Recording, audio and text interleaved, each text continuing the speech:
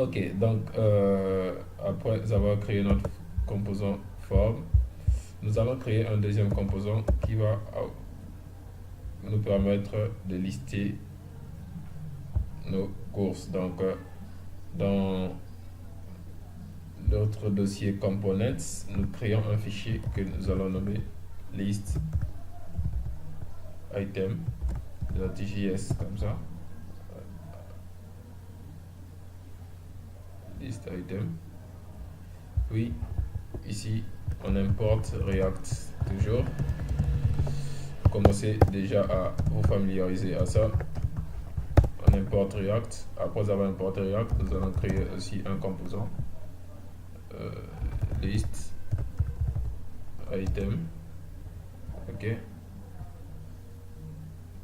donc list item comme ça.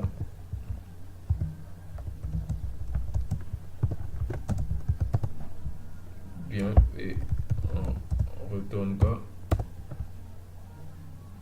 De la même manière, on va juste retourner ici.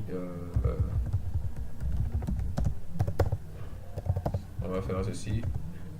List item component. Ok. Oui. Vous commencez à vous habituer aussi à ceci. Export default. Ça deviendra une seconde nature pour vous. List item.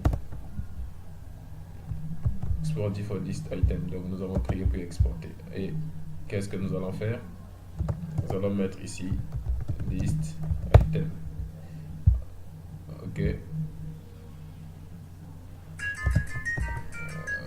Excusez-moi. Donc, bien, donc list item, on peut voir que ici on importe list item comme ça et on met notre list item ici de la même manière. Si nous venons sur notre navigateur, nous avons list item component. Ok, donc il faut revoir et encore revoir. Vous allez vous familiariser à ça. C'est appelé, comme je l'ai dit dans la vidéo précédente,